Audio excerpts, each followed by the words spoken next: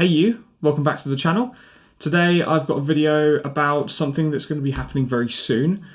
I'm going to be changing cameras. I'm going to be changing from my lovely little 500D to the Panasonic GH5, and I wanted to run through a couple of things that I've done in order to prepare for that change, because it's going to be probably a camera that I'm going to have no idea how to use for quite a while, and I really want to learn all the ins and outs, and I want to have the tools that are going to essentially help me to do that, or help me to find different ways of doing that.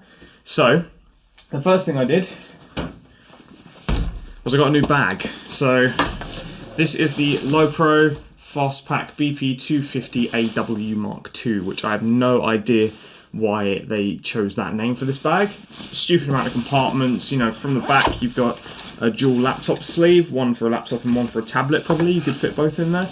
And then it's got a big pocket on the top, one on the front, and then the main compartment on the bottom for your actual camera gear. It's got this little latch bit here, pocket on the top as well, and then you've got this main pocket on here. It's designed so that you can just grab your camera from here, in sort of without having it on your back. You can just half swing it over, grab your camera out, start using it, and then the rest is where you keep all the goods. So I'll run you through what I've actually got in this bag right now. So biggest thing is SD cards. I've got a bunch of them stuck around the place. They're all tucked into little pockets here and there. I have the 18-55 kit lens that it came with, which is on the camera now. I've got this 90-300 telephoto lens, and then I've got this 50mm prime, the Nifty 50 as well. So these three are my main lens setups at the moment, and I want to move on to either a 3 or 4 lens system onto the GH5, but when I first get it, I'm just going to start with 2, which I'll run you through in a bit.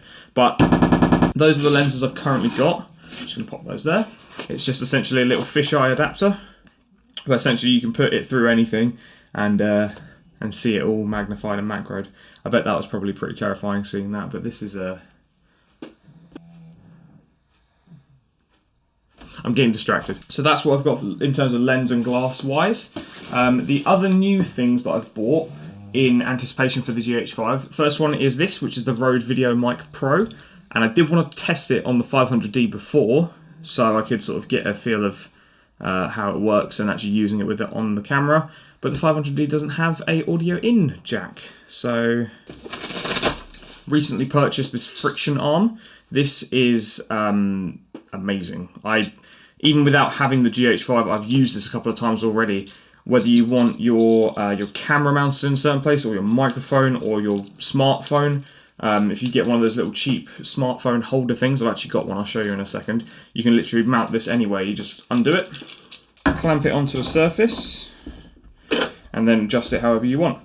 And the way this one works is that when this main part is unscrewed, this loosens up all the ball bearings as well, and as soon as you tighten it, then the whole thing becomes rigid. That's the idea. Friction arms are relatively cheap. You can get more expensive high quality ones, but I'd highly recommend getting one, because it's not just a one-use kind of situation. Like this lens macro fisheye adapter is kind of a one-trick pony. It only does one thing, and if you try and zoom in at all on it, then you lose that effect pretty quickly. So that's it for my main compartment for now. In the top, I've just got some cleaning cloths, one smartphone holder, 2 smartphone holders, a little Bluetooth remote. I've got this, which is a bunch of, I can't actually remember what these are for. I think they're for the friction arm, but a bunch of little screws and adapters all sort of tied up into one, so being able to change thread sizes and stuff like that, or add another bearing, that's something you can do on here. In the front, I've just got a little battery clip. Normally what I do, if I have these available for any cameras or batteries that I'm using, I'll clip these to the ones that are fully charged, and then when they're dead, when I put them back in my bag, I just take it out, put it in there, or put it in a different compartment if I don't have any of these. But these are really handy to have. No idea where you get them. My dad gave me a bunch of them, so I just use those. And then I've got this other little adjustable strap that you can just use to tidy one thing or another. I feel like this is just another what's in my bag thing. But essentially what I'm trying to say is I've purchased these a couple of items, obviously not the lenses or anything, but one of these smartphone holders, I purchased another one because I know I'm going to be using them in conjunction with the GH5 to get some footage of it when I get it. Obviously just making sure I have some of the other key things that you normally have in a camera bag, like these cleaning cloths, like these adapters, friction arm. Like I said, I'd never really heard of these before until 3-4 months ago when somebody mentioned it on a video on YouTube or on something like on Instagram, I can't remember, but recommended get one, so I bought one and it's been amazing. And obviously the Rode VideoMic Pro, because I don't want to have to keep using this microphone at the moment. I'd rather use this because it's so much easier and lighter to use. So the last things I wanted to quickly cover were some new things I actually ordered for the camera specifically. So the first one, obviously, extra batteries. Haven't opened these yet. And it came with one of these little, do people call them like squeegees or something? I don't know, but essentially for cleaning out your lenses, you can just... Got a dual charger for the batteries. So there's your cable. Here's the charger itself. Nice and compact, just a little plastic base unit, so I can have that plugged in on my desk, chuck the batteries in there at the end of the day, and then they'll be charged up by tomorrow. So not a huge difference, but still length and height. Width-wise, they're about the same. So I was originally going to go for the Panasonic official batteries, but I don't have that kind of money. I'm not made of it. So I just bought these off Amazon. Keystone battery pack. Read all the reviews and people said they're great. 2,000 milliamp hour units each. So as long as I've got my one primary battery that comes with the camera and these two, if they're all charged up, it should be able to last me for whatever period of time I need in a single day.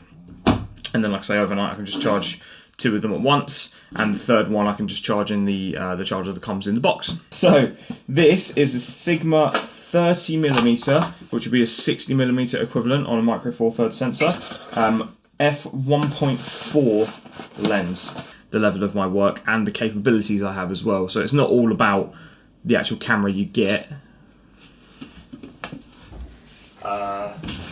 That's something I'm not going to miss about this camera is it randomly stopping video recording and having no audio or visual feedback to tell me that. Seeing as I don't have a flip around screen, and I don't know why it doesn't make a beep sound or something when it finishes, but regardless, I just started talking about this lens, the Sigma 30mm. Just to summarise, I said that it would be nice to have, again, a very compact but premium feeling prime lens that I can use day to day. It's going to be the closest thing that I can get to the 50mm, you know, for a decent price, because that one was very, very cheap.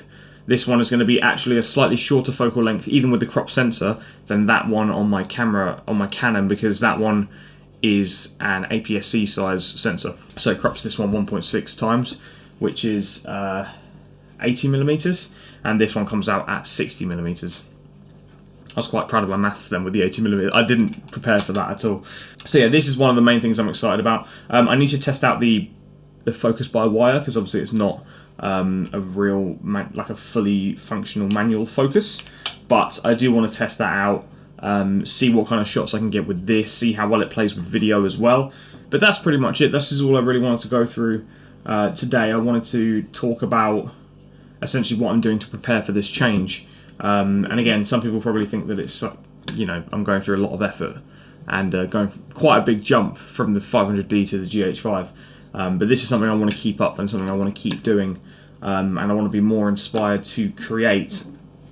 And I mean, it's not just about the camera or the gear that you use that will define how you create and what you create. It's all about the way that you can interpret it, the way that you can use it. The way I'm trying to convey it is that this camera I'm using at the moment is a beginner's camera. It's not designed for super professional work, and with this kind of stuff that I want to shoot, I want to be using a lot of high resolution video, a lot of slow motion video, really high quality photography, and a lot of customization in the camera itself.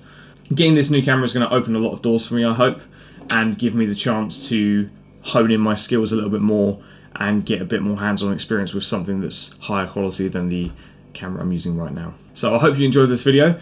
Hopefully the next one will be shot on the GH5 and will be like either a mini review or an unboxing or something like that. I'm very excited. I'm very excited about this. This has been a long time coming. I've needed a camera upgrade for the last 3, maybe 4 years, but now I'm really getting back into it, and this is where I know that I need to actually upgrade. Let me know in the comments if there's any particular type of content or material you want me to shoot or you want to see yourself, and let me know if there's anything that you want me to talk about, or you want me to practice. If I'm doing something really bad, tell me I fucked up and then I'll fix it. That's been it from me. I will see you next time.